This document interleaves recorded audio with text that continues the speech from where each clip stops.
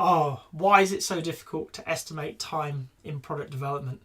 Whenever I get asked a question like this, I always cast my mind back to a conference that I was at where the title was something like Pigs on a Road.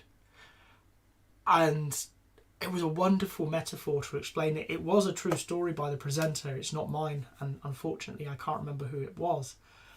But the explanation was really simple. You drive to work every day.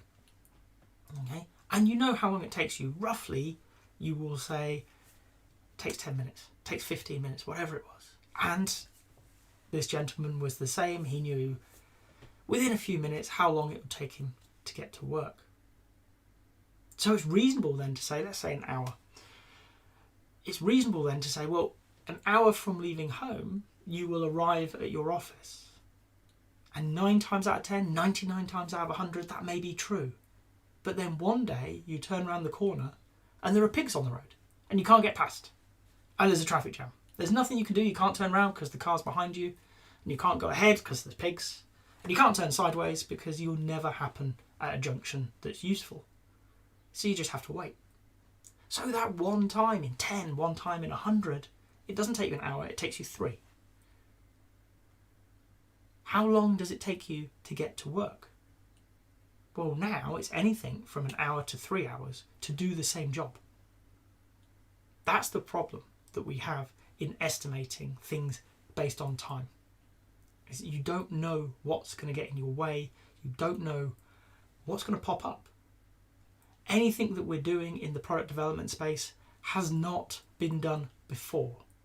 It's not solving that problem with those people, with those technologies in that organizational context. It's not happened.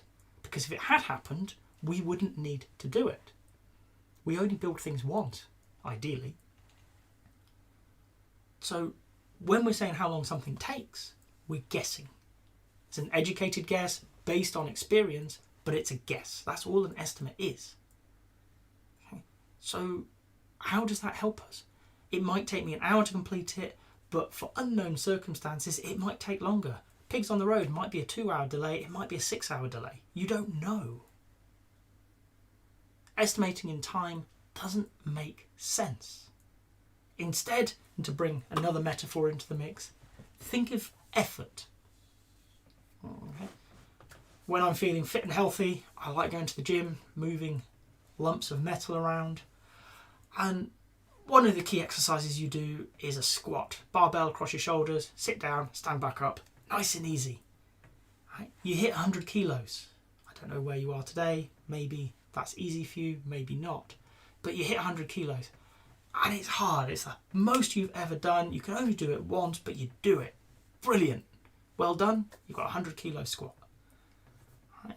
After a few years of training, you can do 100 kilos. It's part of your warm-up sets. Right? You're squatting 150, 200 kilos on a regular basis, twice the amount.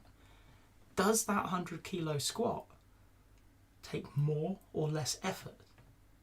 Well, it's exactly the same amount. Physics tells you you're moving 100 kilos straight down and straight back up.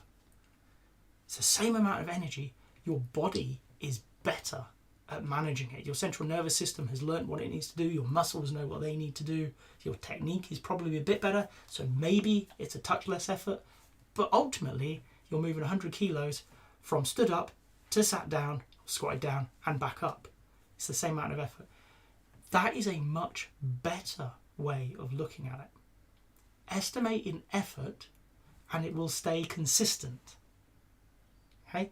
If you get better at something, it's still the same amount of effort, you just have more capacity to use it or to do it. So estimating time is fraught with issues, okay? Not least the fact that you don't know what's around the corner. Okay? Estimate an effort and derive the time from that. If as a team you know you burn down 40 points in a sprint, when you get better it's just going to be more points. If instead you chose 400 hours worth of work in the upcoming sprint and you improve, well, you have to re-estimate everything because You don't know in which bits you have improved and which bits you haven't, because you've never done that work before. So you have to look at it again and consider how you're going to solve those problems and whether or not the how is impacted by your improvement.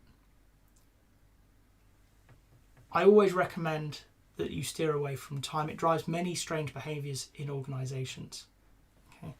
But for no other reason than to do it sensibly, to do it with a level of professionalism. If you estimate in time at the end of every sprint, you need to seriously consider all of the estimates in your backlog and whether or not they need amending. And that is wasteful. Instead, consider the effort it is going to take to deliver one, and that will remain true. You will just be able to do more going forwards. If you've got to this point in the video, I hope you've enjoyed it. If so, a like would be appreciated. If you want to hear more from me, more answers to questions that maybe you've got in the Agile world, please subscribe to the channel. And if you've got a question that you really want answered, drop it in the comments. I promise we'll get around to it. Thank you.